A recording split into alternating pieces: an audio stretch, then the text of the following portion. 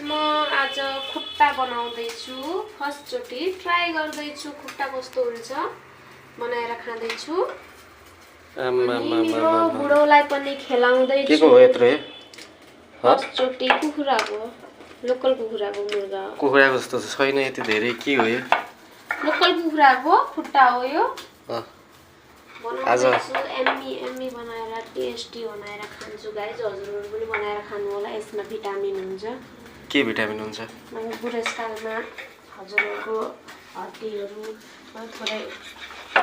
अनि यो के पोल्दै हो? पुछि भन्दा पनि के पो थाहा छैन। पुछि पनि पोलेर खान्छन्? पुछि पनि पोलेर खाँदैछन् मेरो बुढोले। अनि अरु त्यहाँ अरु के गर्ने हो र यो खुट्टाको नङ साफ गर्दैछु। अनि फेरि यसलाई बोइल गर्नुपर्छ। पकाउँदाखेरि यस्तै खानु हुँदैन।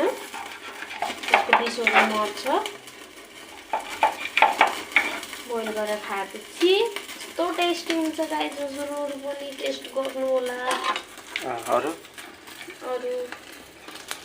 के भन्ने हो त? हजुरहरु कस्तो हुनुहुन्छ? सन्चै हुनुहुन्छ होला? मेरो फेसबुक आइडीमा गएर हेर्नु होला यो मेरो।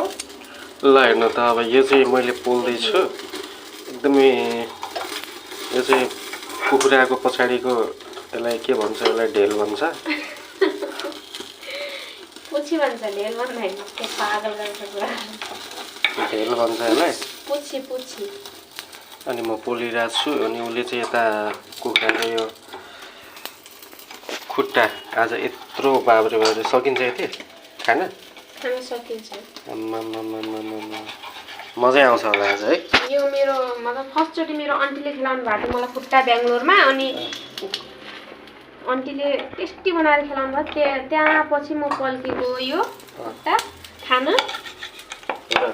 मेरो बेंगलोरमा आन्टी हुनुहुन्छ।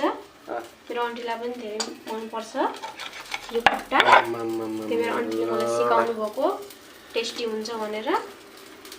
ल साथी तपाईहरु पनि खानुहोस् है। खुट्टामा राम्रो हुन्छ, भिटामिन हुन्छ।